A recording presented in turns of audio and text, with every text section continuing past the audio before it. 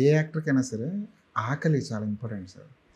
ఒకటి డబ్బులు సంపాదించాలన్న ఆకలి కావచ్చు అది. లేదంటే యాక్టర్‌గా నిలబడిపోవాలి, అసలు మర్చిపోలేని క్యారెక్టర్ చేయాలన్న ఆకలి కావచ్చు.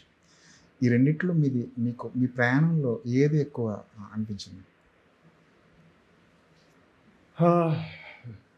అంటే డెఫినెట్లీ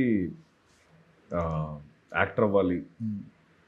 నన్ను నా సినిమా వచ్చిందంటే 10 మంది ఈడు ఇది బాగానే ఉంటుందిలే, ఈడు ఏం తప్పు చేయడులే, ఏదో ఒకటి చేస్తాడు ఈడు అని అనిపించుకోవాలని వెరీ బిగినింగ్లో అదే మెయిన్ మోటో అదేనండి.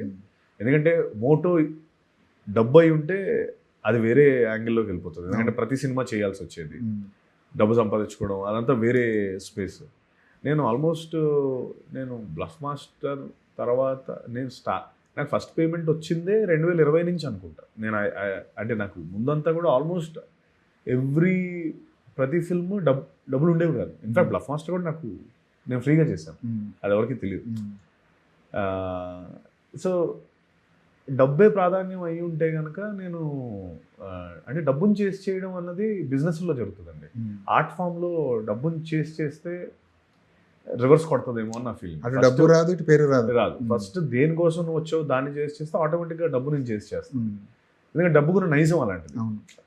నువ్వు దాన్ని చేస్తావు అంటే ఏంటి నా మీద ఇంట్రెస్ట్ చూపిస్తున్నాడని వెళ్ళిపోతుంది.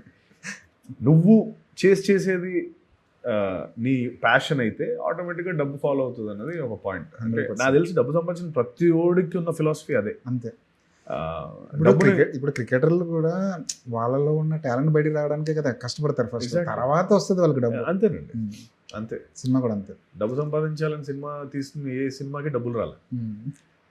మనం కథ చెప్పాలనుకున్న సినిమా ప్రతిదానికి డబ్బులు వచ్చాయి. మీకు అర్థమైంది? అంతే, అర్థమైంది. సూపర్.